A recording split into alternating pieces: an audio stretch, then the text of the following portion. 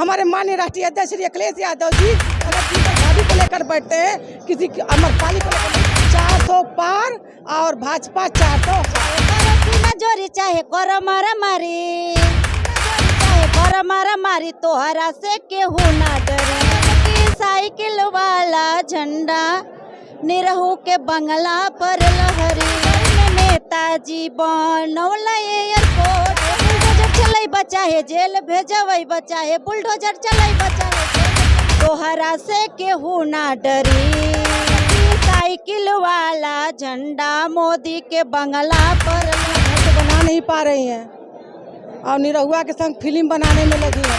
मणिपुर की घटना आप देख लीजिए, बगैर वस्त्र के हमारे बहनों को किस तरह नंगा करके आजमगढ़ में है और आजमगढ़ के धर्मेंद्र यादव जो समाजवादी पार्टी से प्रत्याशी हैं, आज उनका नामांकन है और उनके बीच में उनके समर्थन के लिए बहुत सारी महिलाएं आई हैं। उनसे हम बातचीत करेंगे और जानने का प्रयास करेंगे कि जिस तरह से सांसद निरहुआ ने बड़े बड़े वादे किए हैं और साथ ही 400 के पार जाने की बात कर रहे हैं, बेरोजगारी पर सवाल उठाने पर कहते हैं कि पकौड़ा बेचना और जो भी मोदी जी पेंशन योजना जो भी लोन दे रहे हैं वो भी एक रोजगार है। तो हम सीधे बातचीत करेंगे, महिला की जिला अध्यक्ष हैं बबीता जी, इनसे बातचीत करेंगे। बहुत स्वागत है। बहुत बहुत मीडिया वाले भाई आपका हार्दिक स्वागत अभिनंदन करती हूँ अपने केंद्रीय कार्यालय आजमगढ़ में और आपके सभी साथियों को भी सम्मान करती हूँ।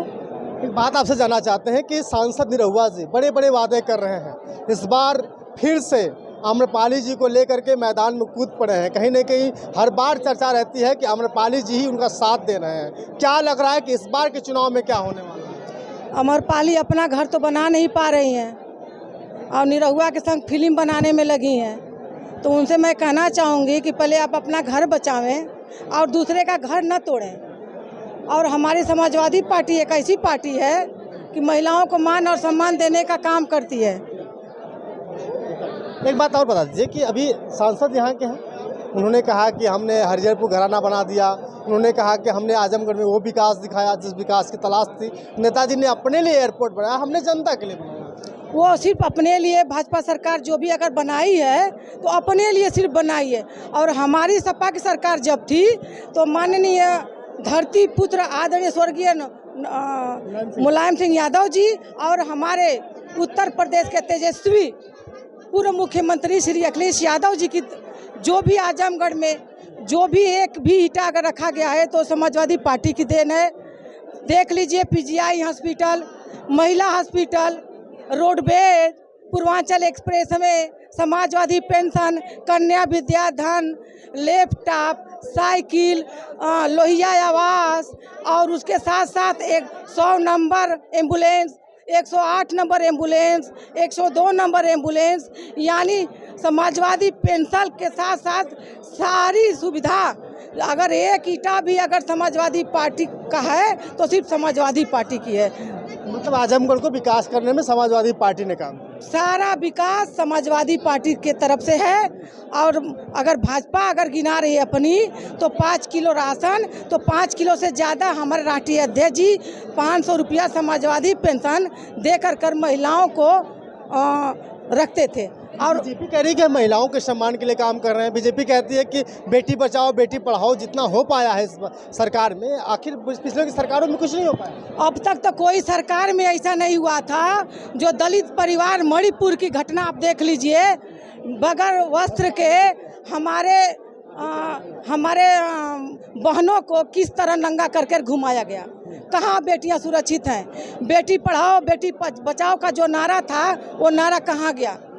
आप मणिपुर के घटना के साथ साथ आप गोरखपुर में देख लीजिए, कानपुर में देख लीजिए, हर जगह महिलाओं को, देवरिया में देख लीजिए, हर जगह महिलाओं का उत्पीड़न हो रहा है। कहाँ बेटी बचाओ का नारा गया? अभी आपने आम्रपाली पे सवाल उठा दिया है, इतना ही तक कि उन्होंने कहा घर नहीं बसा पा रहे हैं। निरहुआ जी भी तो शादी किए थे, आम्रपाली जी के साथ घूम रहे हैं, तो क्या निरहुआ जी भी गलत है? इसका मतलब हम सर अगर अभी फिलहाल अयोध्या निरहुआ जी गए थे तो आप लोग हिंदू धर्म को अगर मानते हैं, मीडिया वाले मेरे भाई, मैं आपसे सवाल कर रही हूँ, हमारे बड़े भाई आप लोग सम्मानित हैं, कहीं भी आप लोग भी पूजा पाठ में बैठते हैं तो अपनी पत्नी को लेकर बैठते हैं, अपनी पत्नी को लेकर बैठते हैं। किसी पराई महिला को लेकर नहीं बैठते हैं। हमारे माननीय राष्ट्रीय अध्यक्ष श्री अखिलेश यादव जी अगर पूजा पर बैठते हैं तो हमारी डिम्पल भाभी को लेकर बैठते हैं, किसी अमरपाली को लेकर नहीं बैठते हैं। वो तो कहते भी हैं कि हमारी धर्मपत्नी बन चुकी है। अब भाई कहीं साबित करके दिखा दे। उन्होंने तो एक साधु के सामने भी कहा था कि ये पहले अर्धांगिनी हो चुकी है हमारी। तो साधु के साथ सामने कहे होंगे, समाज में अभी उनका कोई वजूद नहीं है, समाज में उनकी छवि एकदम खराब है। इस बार क्या होगा? इस बार सपा 400 पार और भाजपा 400 हार। अच्छा, सपा 400 के पार जाएगी और बीजेपी 400 की हार जाएगी। आपके साथ बहुत सारी महिलाएं हैं, आपका क्या नाम है? प्रेमशिला यादव। प्रेमशिला जी, ये बताइए कि क्या लग रहा है आपको? क्या लग रहा है भैया, इस बार सपा आ रही है। समाजवादी की क्या क्या मुद्दे रहेंगे? क्या मुद्दा रहेगा, 400 पार जाएगा समाजवादी। वो तो बीजेपी कहती है, आप तो नहीं। बीजेपी कह रही है ना, लेकिन ये समाजवादी कर रही है। कैसे कैसे वोट करके करेगी। ये पीडीए का नारा हमारे राष्ट्रीय अध्यक्ष जी दिए हैं। पीडीए का नारा जी। अभी आप कहते गीत गाएं। गीत तो मैं समाजवादी पार्टी का गाती हूँ, तो गीत मैं गा रही हूँ जो निरहुआ जी जो ललकार मचाए आजमगढ़ में कि 400 पार आएगा सीना जोरी से, उसी में गा रही हूँ।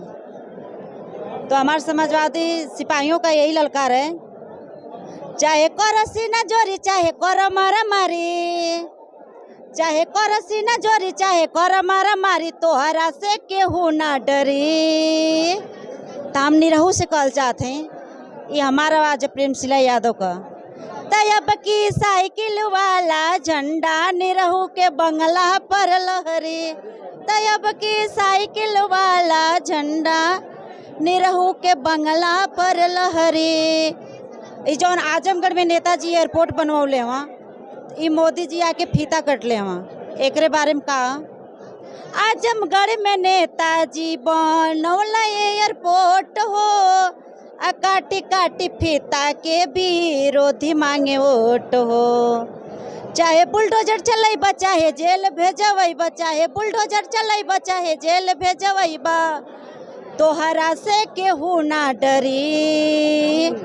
तब की साइकिल वाला झंडा मोदी के बंगला पर लहरी।